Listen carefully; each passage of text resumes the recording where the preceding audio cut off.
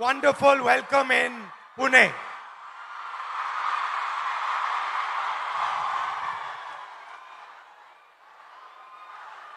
Today,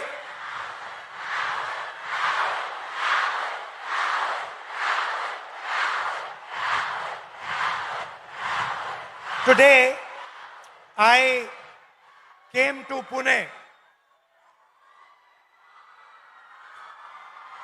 not to give you a lecture, not to tell you what I think, not to talk politics to you, but more to allow you to express yourself,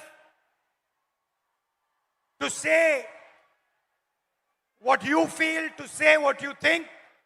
And what I've done is I've put a little framework, some ideas to allow you to think, express yourself. And we'll discuss some of these ideas with young ladies from the crowd this evening.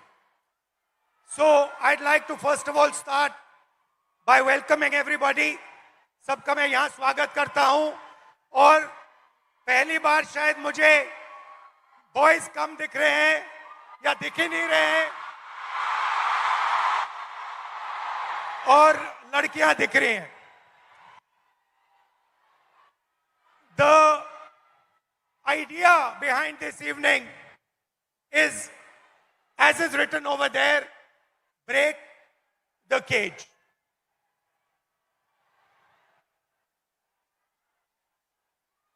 I'd first like to remind you of one thing. Can I do that? Now, all of you in your lives must have been told many things, nice things, bad things. Many of you must have felt scared. You feel scared sometimes on the street. You do. But I want you to remember one thing. If there's one thing that you remember from this evening, it is this: that every single one of you is unique in this universe. If I was to look for any one of you, I will not be able to find a replica of that person. You are unique, you are special, you're individual, and you have your own dream, your own vision for your life. Am I right or am I wrong? I'm right. Many times people ask me, what is India's biggest strength? And you get many answers when you ask this question. Somebody will say our economy. Somebody will say our military. Somebody will say our medical system. Somebody might even say our people. But I am very clear on what is India's biggest strength, our biggest asset. And that strength is 70 crore unique journeys, unique imaginations, unique dreams that the women of India are living. Somebody might say to me, well, there are 70 crore men. How do you say that 70 crore women are more important? What is your logic? My logic is the following. Women are by nature more sensitive, more gentle, more compassionate, and more forward-looking than men. And that is why I believe fundamentally that India's women, young, old, are India's biggest asset. Now, एक problem है, बहुत बड़ी problem है. Problem क्या है?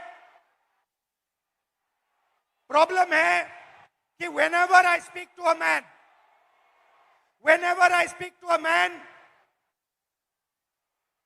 women are put in three boxes. You are either seen as a daughter, as a wife, or as a mother. Now, there is nothing wrong with being seen as a wife, daughter, or mother. Nothing wrong with it. But this cannot be your only identity. It cannot be that we have brilliant women who are doing completely fascinating and different things, who are professionals, who are sportswomen, who do multiple different things, and then the only identity that they are given by our men is these three. And notice that every single one of those identities has a relationship with a man. So you are either a mother or a wife or a daughter. And I'd like to quote over here the Manusmriti, which says clearly, in childhood, a female must be subject to her father. Meaning, the Manusmriti says, in childhood, a female belongs to her father. In youth, she belongs to her husband. When her lord is dead, she belongs to her sons. A woman must never be independent. This is a direct quote from the Manusmriti. And these words are a shame, because these words should never ever have been spoken. Hello, how are you? Hello.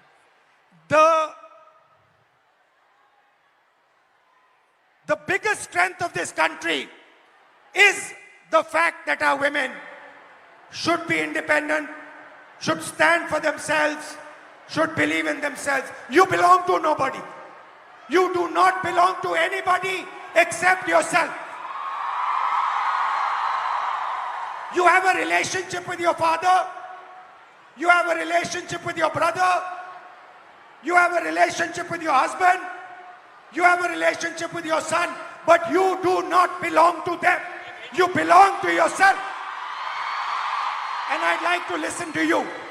Hello, थोड़ा आपका opinion सुनना है. थोड़ा परिचय कीजिए अपना. Yes. Hello, I'm Advocate Rama Prasad Zavre. I have recently graduated. I'm a lawyer and I will be pursuing masters after this. I have noticed in the last 5 years that I spent taking my degree that women in my field are subjected to such stereotypes that my classmate would not be. They are given opportunities, networking opportunities, and even cases being handed to them only because they are men and they don't have a family. It doesn't matter if they stay home or not. Also, I have heard from my senior that it is a waste spending money on my LLM only because after a few years I won't be practicing and I will be raising a family, and it's really sad to see that my degree is just diminished to a point in my biodata. So when this happens, when you're in an exam at work and you're being told that you're a second-class citizen, that your degree does not matter, a man's degree matters, your degree does not matter, how does it make you feel inside? What do you want to say to India, to your friends here, about how you feel? Because I'm sure a lot of them also feel the same way. Definitely. I want my colleagues, my teachers, my friends to have confidence in me that I won't need to prove that I have that degree. I studied for it, I put my energy, efforts into it, and I will be successful. I don't think I need to prove it to a man. Because... I like this. She's saying that why do I need to prove it to a man?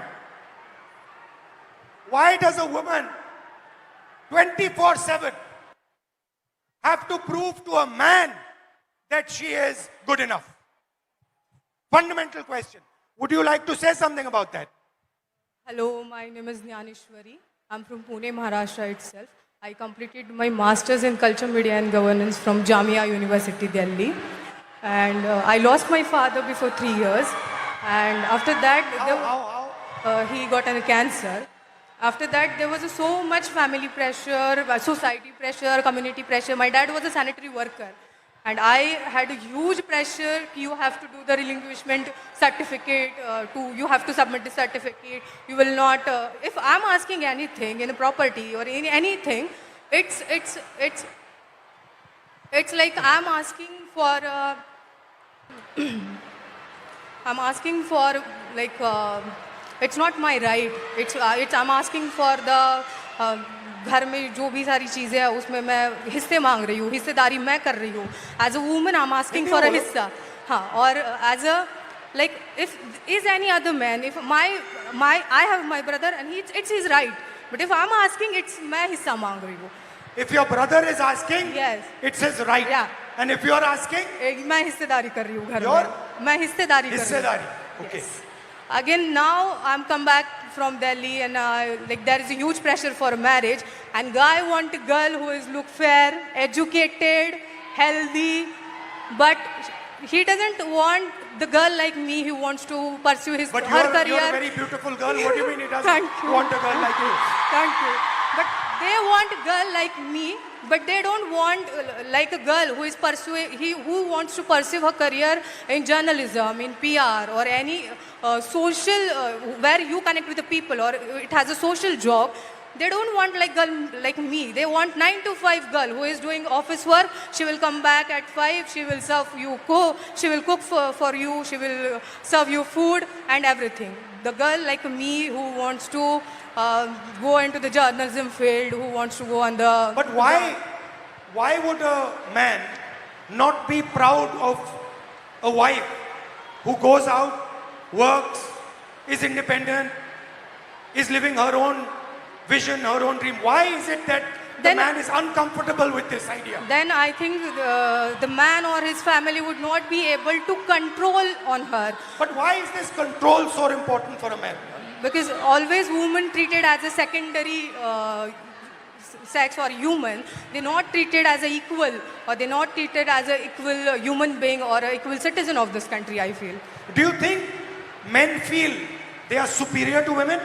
Yeah, definitely. Yes. They do? Yes, they do. So it's a mindset problem. Yeah, it's a mindset problem. It's a patriarchal problem. The way it's. And you come into contact every day of your life with this patriarchy. Yes. The roads are controlled by the patriarchy, Yes. right? Yeah. The businesses are controlled by By the patriarchy. The school education system is controlled by the patriarchy. There is a caste hierarchy. Yeah. So how do you feel about this? Like, I just wanted to treat my education, or I wanted to look at my education it's a dignified thing.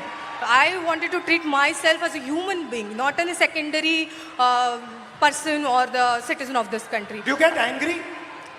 Every day, You get every angry night. that what is going on? How is this Yes. happening? Yes, every day I got angry. Every night I started thinking about this, how it's like this. I'm educated. I completed my masters in Jamia. Still, I'm facing this. I'm an educated one. Still, I have to face this every day, every night, in every table conversation. It's every time. It's like, oh, you are the girl. You will you are a girl. You will get everything. It's not about, okay, you are educated, you have your own dreams, you have your own ideology, you can think, you have your own thoughts. It's not never like this. It's always like, you are a girl, you are good looking, so any man will get married to you and you will have a good life. Right. Yeah. Well, thank you. Yes. Thank you. Nice to meet you. Thank you so much. Thank you, sir. So,